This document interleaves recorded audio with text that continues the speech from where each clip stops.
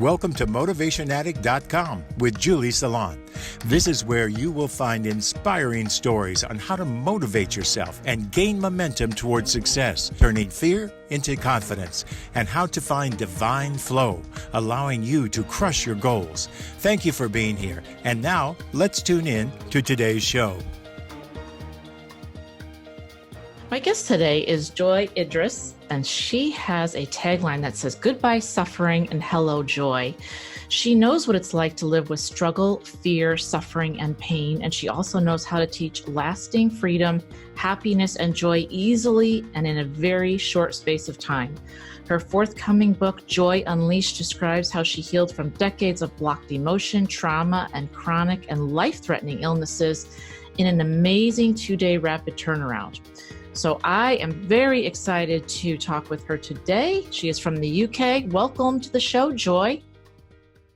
Hey everyone, Julie Salon from Motivation Addict. I am super excited today. I have a very special guest from the UK, all the way from England. Her name is Joy Idris. Am I saying that right, Joy? You are indeed. Idris. And we met at the New Media Summit. She is a wonderful person. She helps people release their suffering and find joy. And her name is Joy. She's got a bunch of different businesses, which we're going to talk about. What she does, how she found her joy, which is very important so that you can all find your joy no matter what you're doing. So welcome to the show, Joy. Thank you for being here. I appreciate it. Thank you for inviting me. I'm looking forward to this. So why don't we start off and let's tell the listeners a little bit about, because I read your bio and it's amazing how you kind of found joy in the span of a very short time. Can you give them a little bit of a background as to how that happened? Yeah, that weekend was a culmination of all the trauma that had happened to me before then and the effect it was having on my body and I was in a period of depression. I'd reached a state of chronic fatigue. It's like my body had shut down really because a lot of the things that had happened to me I hadn't dealt with. I'd just pushed them down, into the body, not really talked about it very much. Except towards the end, I was starting to have some therapy, but I didn't find talking therapy was that useful, really. So, it's kind of all accumulated over the years, and I'd reached a state where my body was saying to me, "You're not going anywhere until you sort this out, woman." I've been there, yes. Yeah, and I tried a few things, besides therapy, I'd tried, meditation, and I'd tried, different modalities and also nutrition and different things. And of course, at that time, chronic fatigue wasn't very well known either. So, I didn't even know that that's what I had. It was just like the doctor said, "Oh, it's just depression," or "It's just rheumatoid arthritis," or whatever. But I knew that I had to do something. And this weekend, it was a healing retreat weekend that I came across. And I said to myself, this is my last-ditch attempt. If this doesn't work, I'm just going to crawl into a corner and withdraw from the world and do nothing, Wow. Because I just didn't have any energy left or motivation left to do anything. And, it's just like I felt like giving up. I didn't want to commit suicide because that's not me, but, I just wanted to withdraw from the world. And I went to this weekend and I actually was miraculously cured in that weekend. I came out of it singing, dancing, Wow. completely different person. I was able to move around easily. I mean, before I went in, I was crawling around from room to room to be able to get from one part of the house to another. Almost like a wheelchair. My husband, almost carried me into the place, to go to the retreat. And I was sat in a chair, could hardly move. But at the end of it, bouncing out, full of energy, full of life. And I was left with a sense of peace and joy that has never left me since, which is absolutely amazing compared to where I was, The turnaround, absolutely miraculous. And I was so wowed by that experience that was when my why was born. It's like, oh my gosh, I've got to share this with the world now. I've got to really, go out there and help everybody else to feel the same. Yes. I trained in the method that they were putting forward and became, part of the team for a while. And then I started to take my own clients, and kind of over the years, I mean, this is about, I don't know, maybe almost 20 years ago now. Developing my own twists and additions to it, and also over the years developing my intuition, because I think when you're using this kind of work, you do deepen in your intuition. So that's really great for the clients that I work with, because sometimes they may be at a sticking point where they're not able to access their own sticking points. Yes. And with the intuition, you can actually help them to identify it. So that's really great. So it seems like you're very empathic and very intuitive, as I am. But let's talk about what you just said for a minute. How can people, I believe everyone has intuition. You believe that too. But of course, in today's world, people stuff it down, and your ego in your mind overrides that. So how can our listeners find and listen to that intuition? It's like developing a spiritual muscle. If you want to develop a physical muscle, you go to the gym and you exercise and you do certain things which are, particularly good for those particular muscles.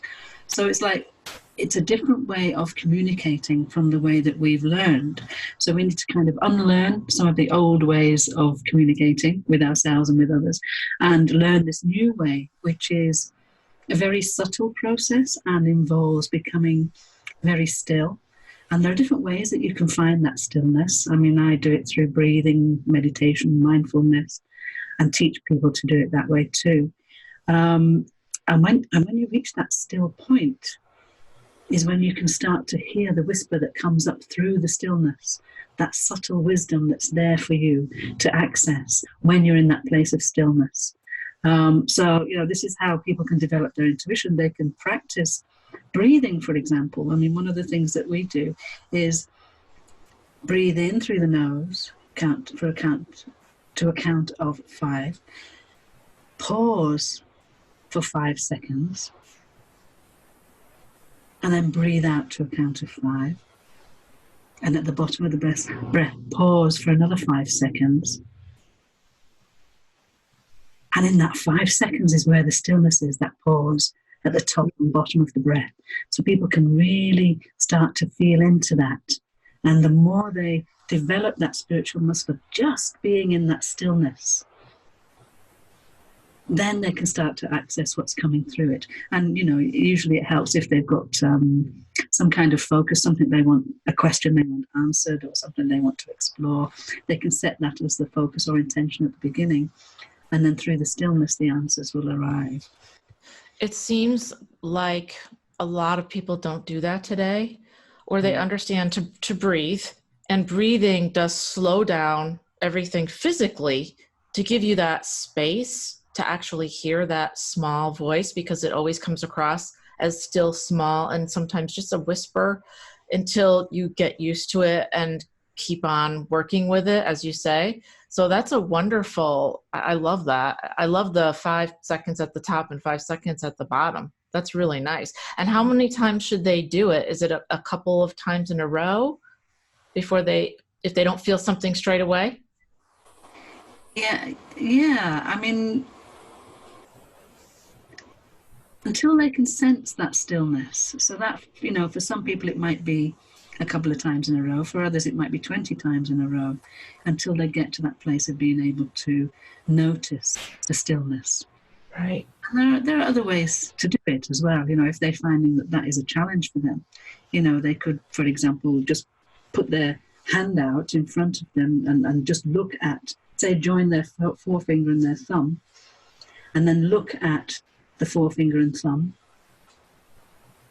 and focus on it.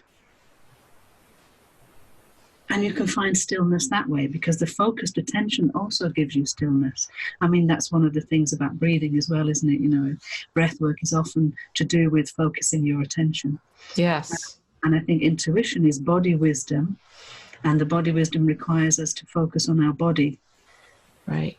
So a lot of what I do as well is about focusing on the body, exploring the body, seeing what arises from the body, allowing the emotions to come up that have previously been suppressed, so it's mindfully becoming aware of what emotions are here, not trying to put them away, not judging them, not criticizing what's coming up, but just allowing them to be, acknowledging them.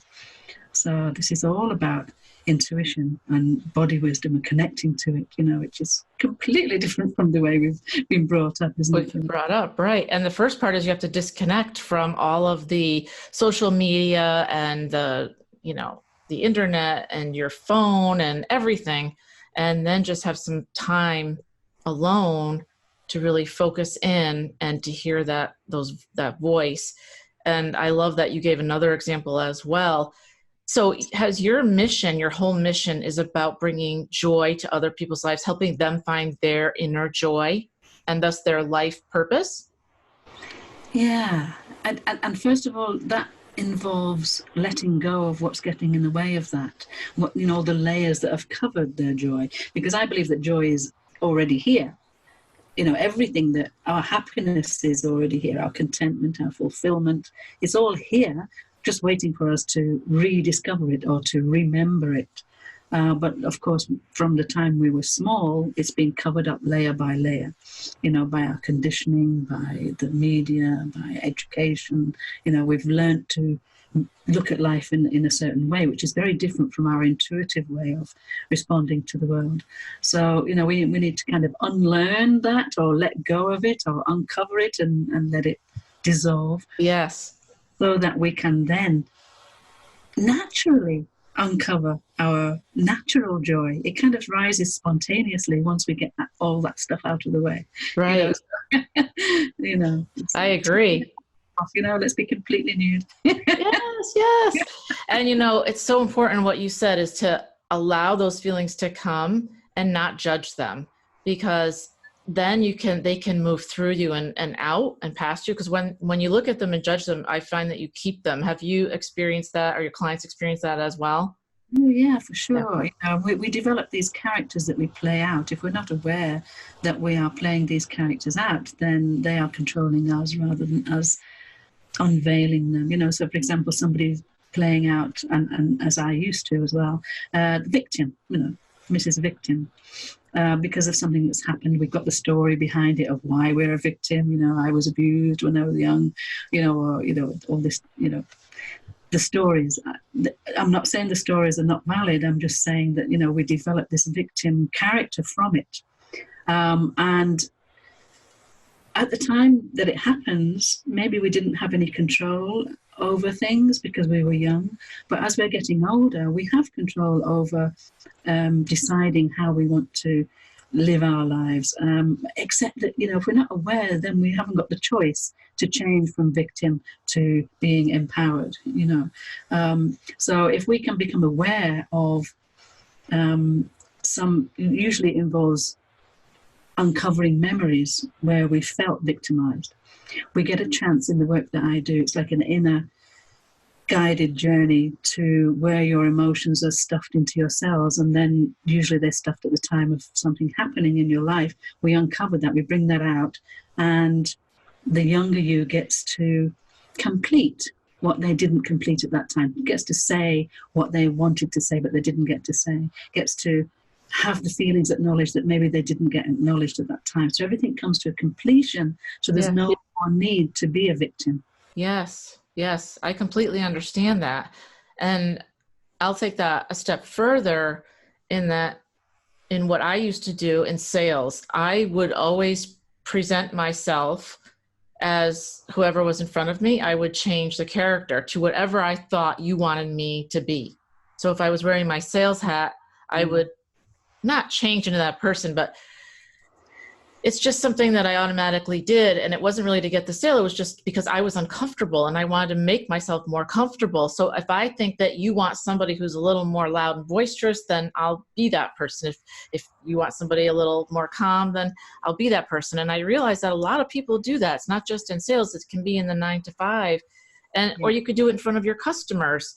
And how can it's a survival thing, I'm really that, because it happened to me. If something happens when you're a child where you are putting some kind of danger, then as a survival tactic, you hide yourself and then you start acting out what you think people want in order to be safe. Yeah. Yes. Carry through into, maybe at that time when you're a child it was a life or death thing, but when you're getting older, maybe it's just a criticism, judgment, which feels very similar. Yes, not safe. Work out what they want, give it to them, and hopefully they'll approve and love you, and accept you. Except, that the problem with that is you've lost your sense of self. You've got you're not connected to your value, to your worth, to even who you are. So all of that needs to be uncovered. Let's uncover the games that we're playing, the characters that we're playing, and actually get in touch with our true self-worth and our true essence of magnificence and brilliance and fun and delight, Right. So just be who we are naturally flowing into, rather than working out what people want and giving them that for safety. Right. And so do people come to you and do they know what's wrong? Do they I'm taking as an example, let's just take a 40-year-old woman who's been in the 9-to-5 but knows that she's not using her gifts and she's not happy, and she knows it's something, that's not right, but she doesn't really know how to move forward. How do you help that person? Yeah, this is exactly what I do. Is we come together, we go into meditation. It's a guided meditative process. When I work with a client, we might go on for like 2-3 hours in one meditation. When they come out of it, they say, "Oh, it felt like 5 minutes." You get into the present, you lose sense of time anyway. And then, let's say her intention is that she wants to feel more vibrant in her life, feel more in touch. So what we'll do is we'll go inside and access a place in her body where she's feeling tight or feeling constricted, knowing that we've set that intention so that the body will just guide her to the right place. And then we'll actually uncover a memory, and that memory is usually perfect for this resolution that she's come to find, where she discovers that when she was a child, she was rejected or neglected, rejected for being vibrant. Yes.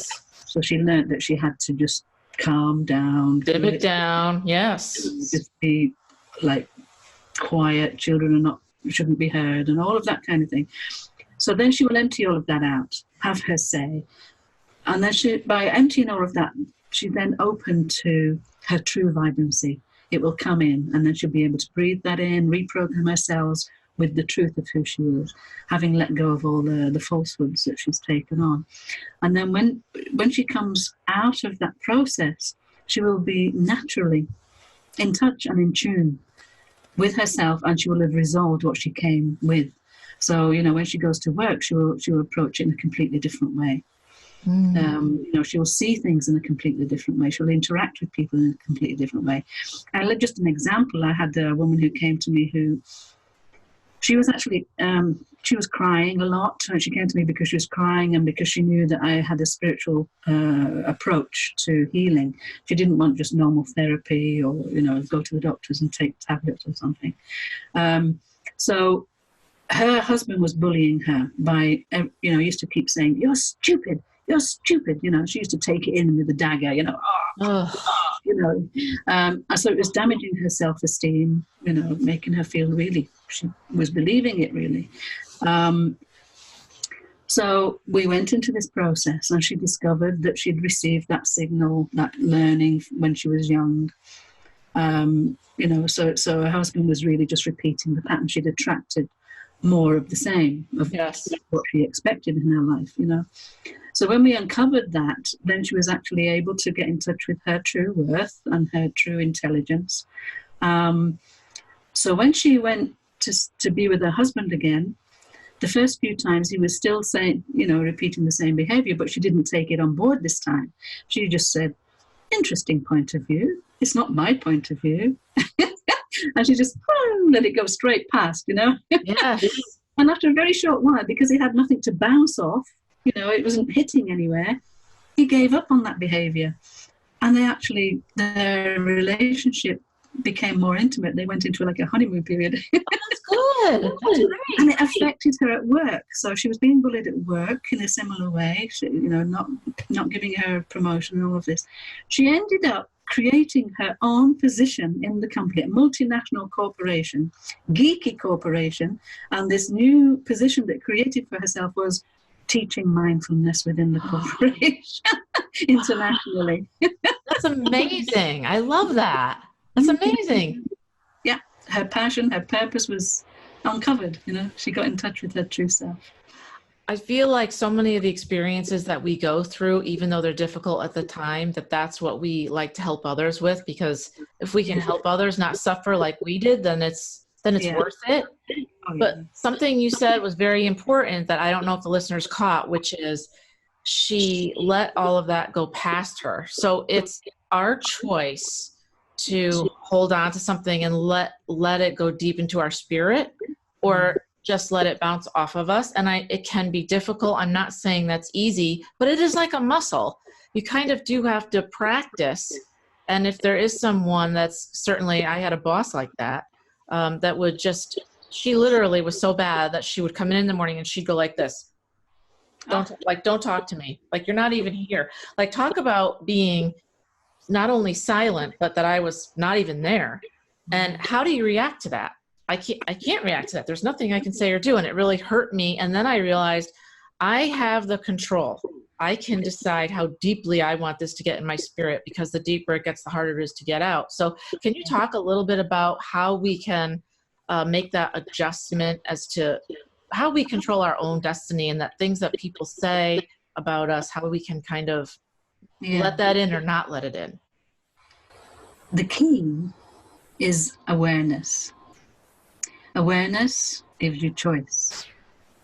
Without the awareness, you don't have the choice. You're just being controlled by your ego and by these dominant characteristics and stories that you're following.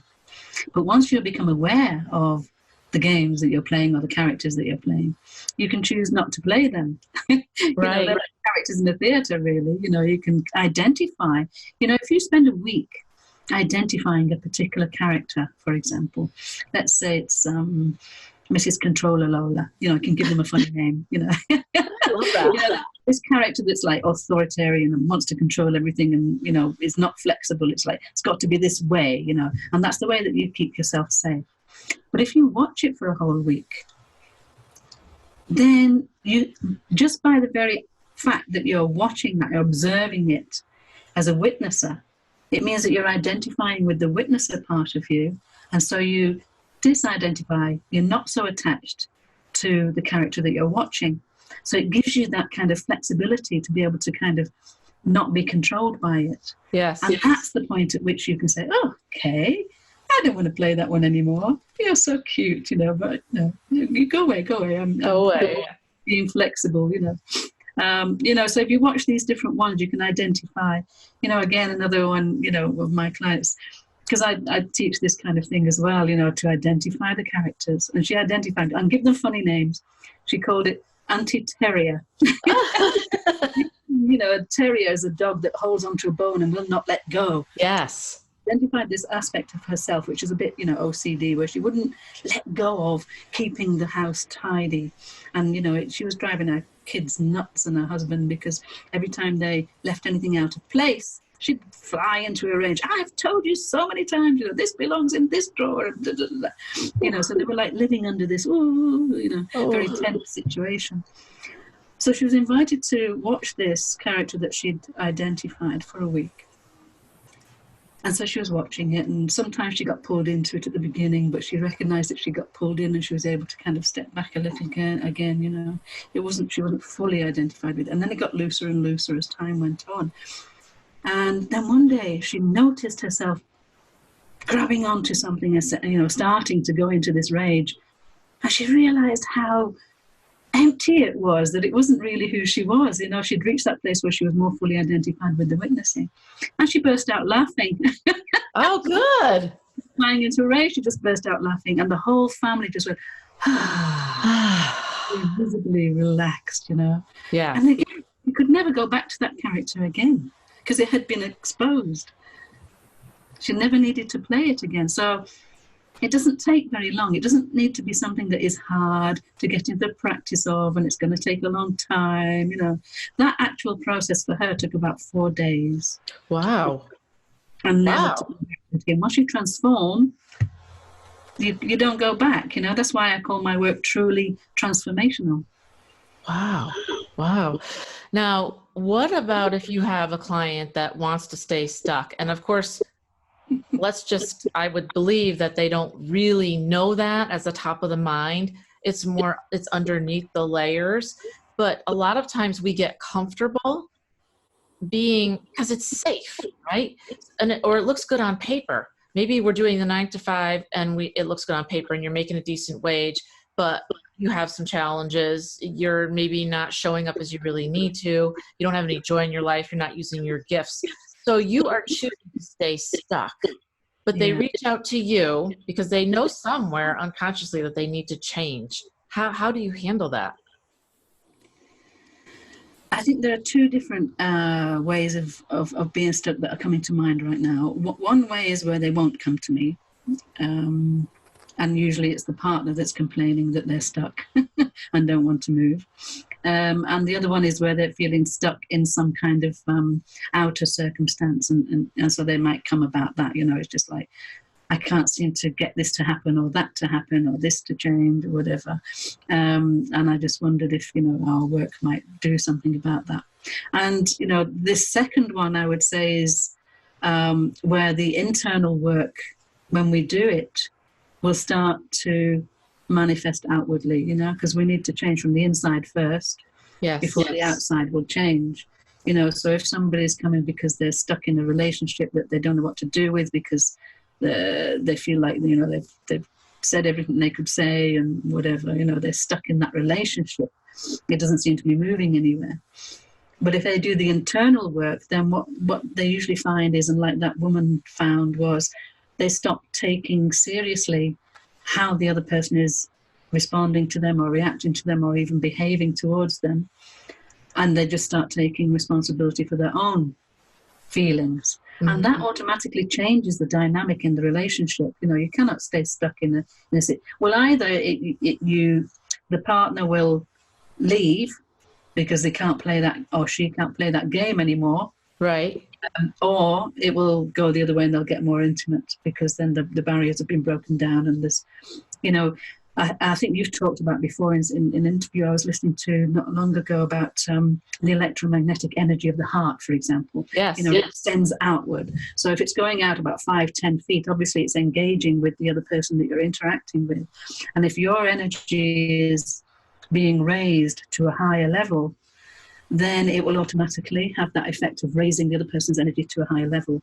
Because given if you've got two frequencies together, I don't know if you've ever seen that experiment where they had a glass of water, one with a low frequency, one with a high frequency. They put them together. The lower frequency rose up to meet the higher frequency water. Oh, wow. I did not see that one. Oh, wow.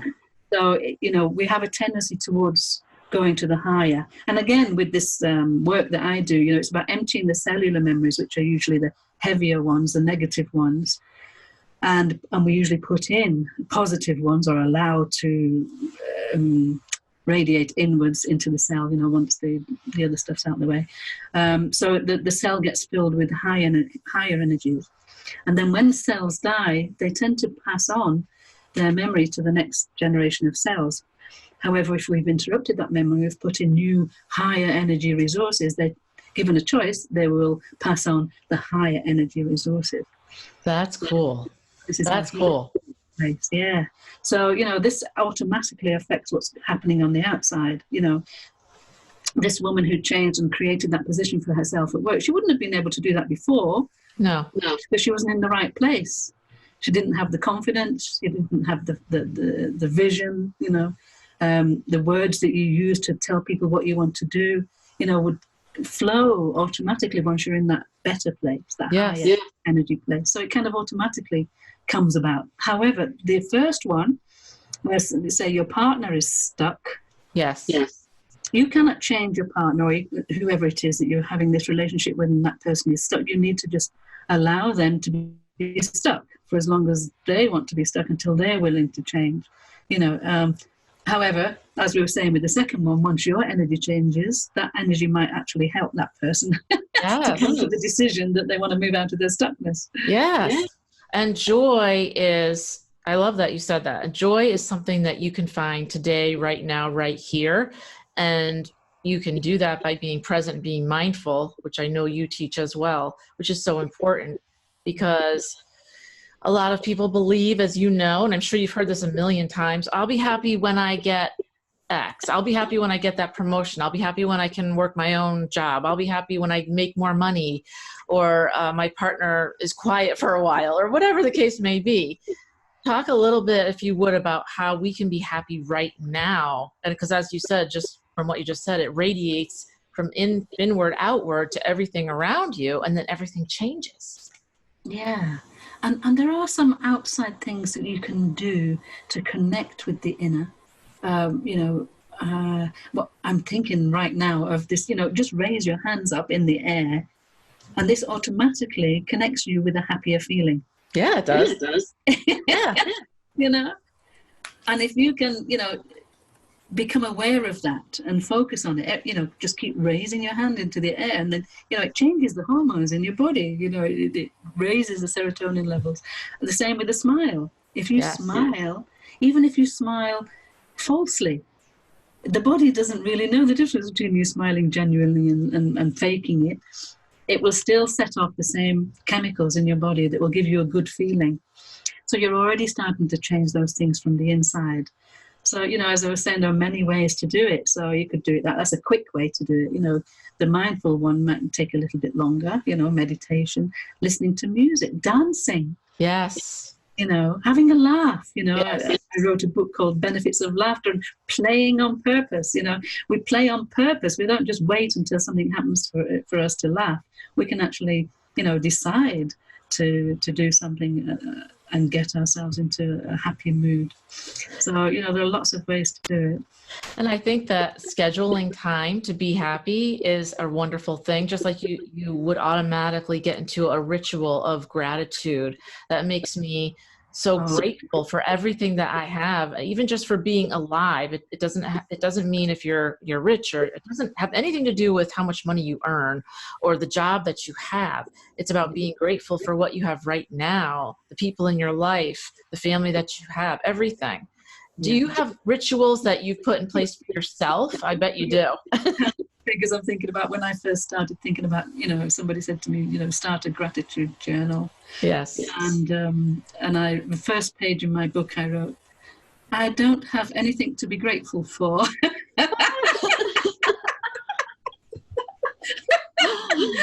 Because everything for me at that time was wrong. My body was in pain. I was depressed. I was crying, all of this kind of thing. So I actually started like that. But, from there, then I started to do the usual things that we say. I'm grateful for my hands. I'm grateful for my feet, Yes. I understand. But it rises in increments. So the more you practice it, the more you tune into the energy of gratitude. Now it's like I've got everything to be grateful for. I'm grateful all the time. I'm always saying thank you. Even I go for a walk, I'm walking to work, and I walk past some trees and a few flowers. And, oh, wow, I so appreciate these flowers. Oh, thank you, God, for sending these trees my way. In the middle of the city. I'm in London, but, I actually live in a place where I can actually see some trees on my way to work. It's like, wow. Yes, that's so cool. That's so cool. That's so important, though, that you're actually taking a minute to be thankful, because gratitude is the fastest way to raise your vibration. And as you know, from just saying that electromagnetic field, which I'm all about, and everybody and everything responds to that.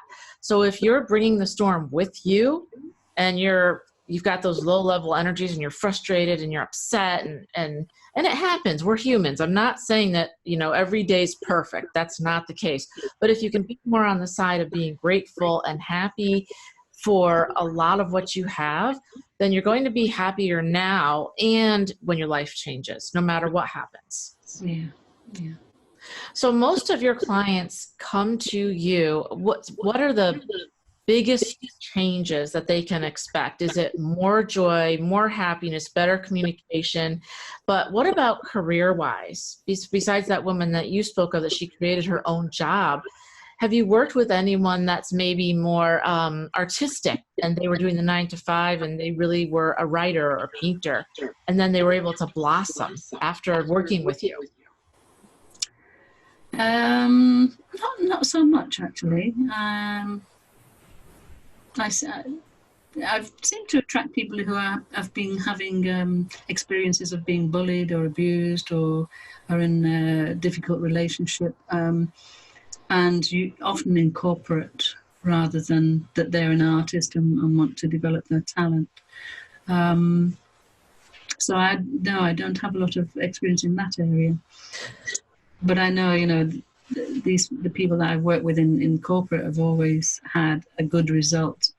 And one of them, she wanted to leave work because she was being bullied, but after the process, he ended up leaving instead of her. Oh, good. Good. Went up the ladder very quickly. Oh my goodness. She was a horsewoman. She used to really enjoy being with horses, and she found much more time to spend enjoying that as well. Right. So that's what I was going to ask you, and I'd sent you a little message, and I know this isn't your typical question, but because I have so many equestrians that listen, and we can teach them how to be mindful and full of joy. Do you have any thoughts on how they could, maybe on their either way to the barn or at the barn before they see their horse, that they could incorporate some joy into their life besides, raising their hands and being grateful? Anything else you can think of that, as far as a tool that they might be able to use? Good question. Let me put it to you this way. What about visualization? Yeah, I was just our feeling rather than visualizing, feeling the beauty of the horse and the vibrancy of the horse, and how the horse can be really in tune with its rider, and the beauty of its form, and how wonderful it will be to share that together, because of feeling the enjoyment of the horse as it's moving, and feeling the wind on its face, and things like this. I suppose it is like a visualization, but more on the feeling side. Yes. Because I don't know if you can feel that as I'm saying it. The heart seems to open up more, whereas a visualization tends to stay a lot up here in the head.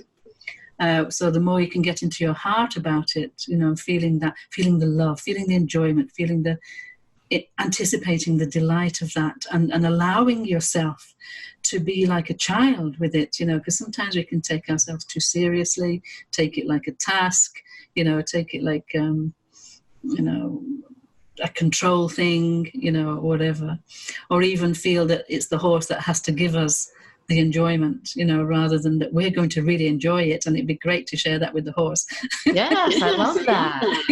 Yes. Knowing that the horse is going to feel our feelings when we arrive. That's right. And it will tune into that, and you can just both be when you're kids, you just enjoy being kids together. Yes. Another child with you, and you're just enjoying playing ball, and it's not about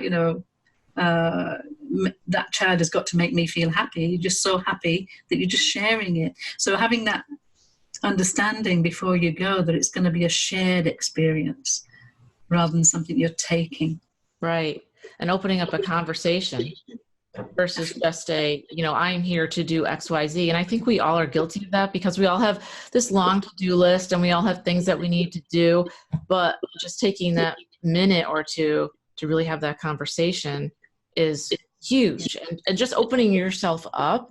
And I always like to think of it as my heart as a flower, and when you focus on that, it just gets you out of your head, right? Because so many of us are in our heads a lot. Yes. Yeah. The intuitives are always up here, so we're always, not the ego part, but we're always trying to think, and sometimes it's better just to feel, because what you feel, you'll radiate out to others. Yeah, and feeling takes you into your body, and it takes you into your body wisdom, it takes you into your intuition, it takes you into your joy. The joy comes from the heart and the body and the feeling, rather than the joy, any joy up here in the head. What are your thoughts on, I know we've talked a little bit about self-care and taking time for yourself. And are you scheduling personally? Do you schedule in time where you say, I'm going to I know you walk to work, but maybe I'll take the dog out, or I'll go to the gym. And I think it's all about mindset, don't you? I think we tend to teach what we need to learn. So I have to admit that I'm not as good at self-care as I would like to be. I'm getting better at it, though. Yes. I think because I kind of come from a perfectionist kind of character. It's always task-driven, the next task after the next task. And I've learned to be mindful and be present to most of that, so that it's actually not so much of a task now. But at the same time, I'm not including as much downtime for me as I feel would be beneficial. But at the same time, when I do give myself downtime, I find things that feed my passion. So I might decide to watch something on YouTube or something. It's my downtime, to watch something that has nothing to do with my, tasks. Yes. But it ends up being to do with my passion, and then I end up taking notes and things, So yes, that's okay. Yeah. But I think, well, is that really downtime? Because I'm like back to being almost at work again. Well, I think you need to schedule in whatever works for you. And sometimes that's a guilty pleasure. People want to, binge watch a show or something. And that's a guilty pleasure because I think of that as I'm doing nothing. That means I'm not working, right? But actually your brain and your body both need different things. So sometimes your brain just wants to be entertained. That's what movies are for.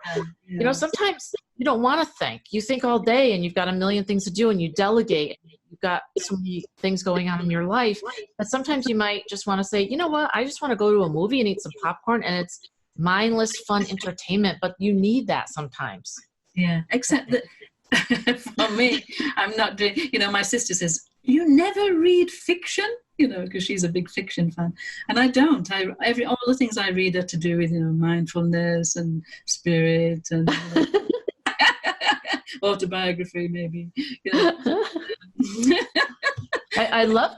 It's my downtime when I'm just exploring other things that people are saying about the topic I'm passionate about.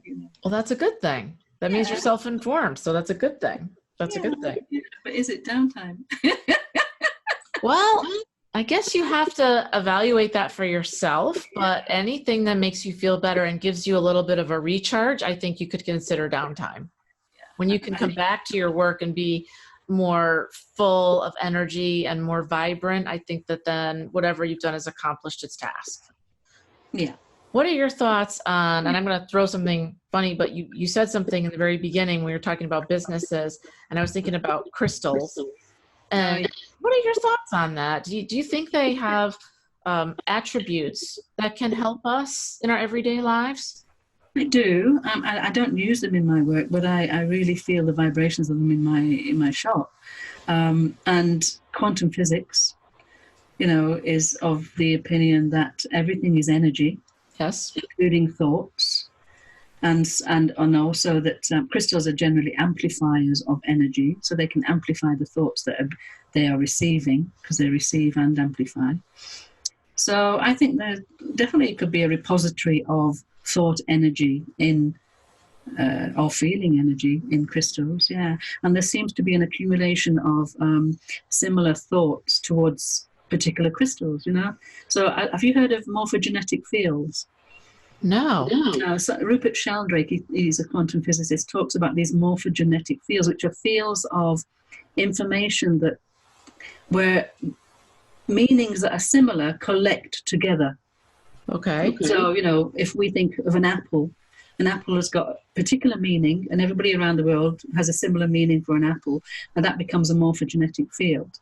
Okay. But that's a simple example, but more complicated ones can exist as well. So it's almost like they're out there and we can tune into them.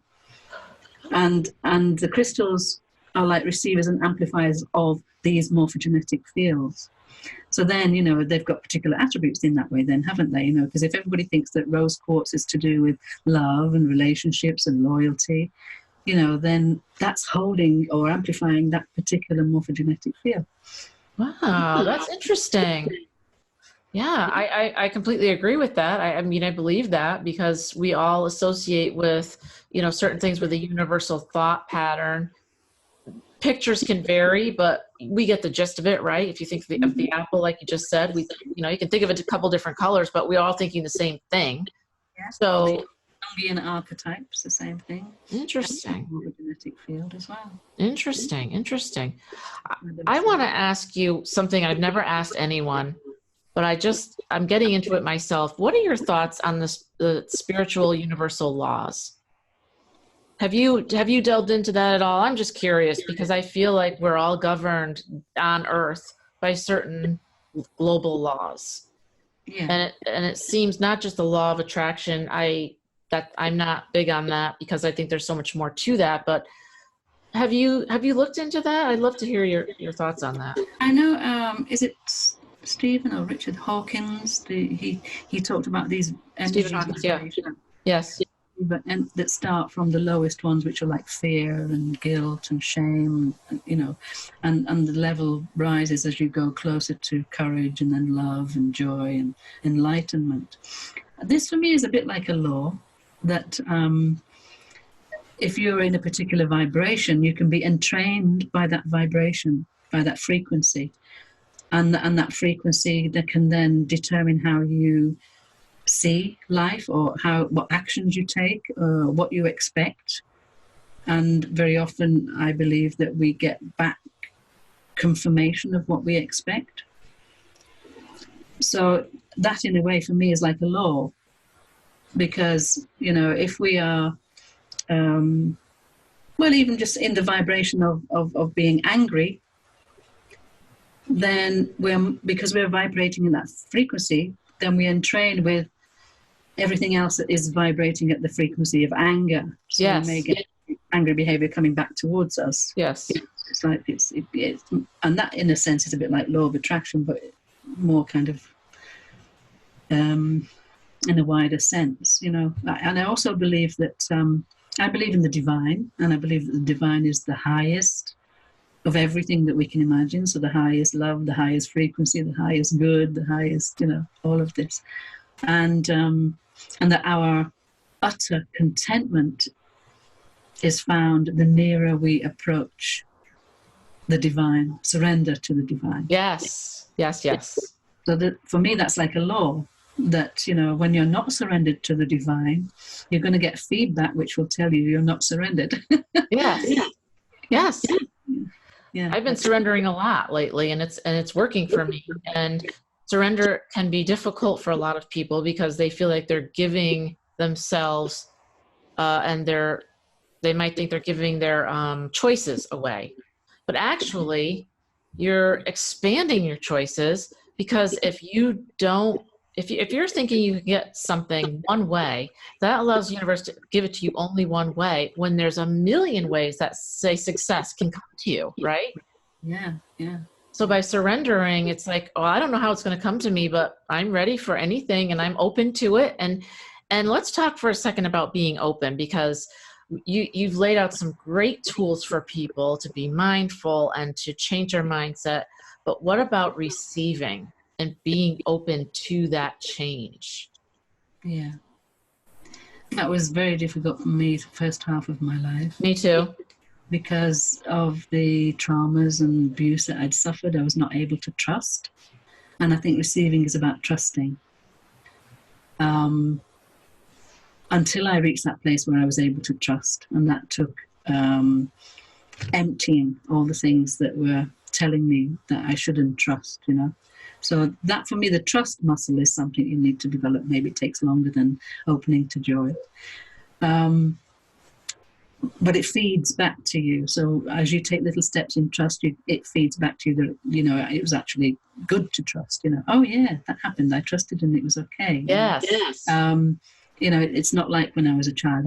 I've actually got more control about what happens to me now, whereas as a child we didn't. So, it kind of worked for us not to trust when we were younger. But obviously we need to trust in ourselves. But I think also another thing is that allowing, we were talking about allowing is, we've got the heart brain and the mind brain. And the heart brain is, I think, 5,000 times stronger than the mind brain. Mm-hmm. If we allow it to direct our lives, we've become a bit lopsided. We've been taught to use our mind, our brain, our control, competitiveness, logic, reasoning, and all of this. So we have to kind of unlearn that, because that's kind of blocking the allowing of the heart. And if we open the heart, its nature is to receive, to give and to receive. Give back. Yes. Yeah. But it knows that it's good to receive. So then, the more we're in tune with our heart, the more we are able to receive in trust. Yes. And allow, because the heart is connected to the higher energies. So once we allow from the heart, wow, the feedback that we will get will be amazing. And this is where the joy steps in. Then it's like, wow, yes, great. It doesn't matter what happens to me on the outside, actually. I'm happy from the inside, Right. It really doesn't matter what's happening on the outside. And you don't need other people's approval to be happy. Exactly. And as a people pleaser, or trying to be former people pleaser all my life, and trying to be perfect, which doesn't really even exist. And I spent my whole life trying to make other people happy and waiting for their acceptance, when really it lies within you, right? Yeah, exactly. That's the thing. That's the whole, what's the word? The transformation point is when you realize it's all your choice and all down to you, and it's from the inside, and nothing on the outside really matters. Right. And you're the creator of your life, and you're an infinite creator, and the divine created you to create what you want and what your role is. Yeah. So I love the work you're doing. Obviously we're on the same wavelength, and I just love that you're helping people and freeing them from some of these self-imposed chains that we don't realize. It's not our fault a lot of times. Like you said, things have happened when we were young that imprinted on us. And I would love there to be a school that they would teach this, because to me this is so important, more so than statistics. And it's important that you follow your dreams, and that you have confidence and you have self-trust in yourself to know that you can do what you set out to do.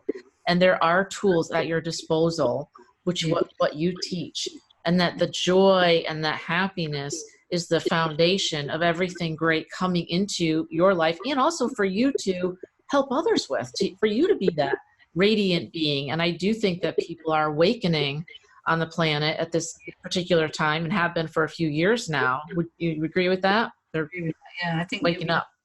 Maybe we're about, helping that awakening movement, Yes. As people do start to learn about the tools that they can use, and do start to empower themselves, because they're definitely waking up. I really agree with you there. Thank goodness. Thank goodness. Well, it's been an absolute pleasure to have you here, Joy. Joy has I'm going to link all of your information, but you have a freebie for the audience. So I will share the link, but do you want to tell the listeners about what you'd like to offer them? Okay. It's, I can't remember which one it is now. What did they say?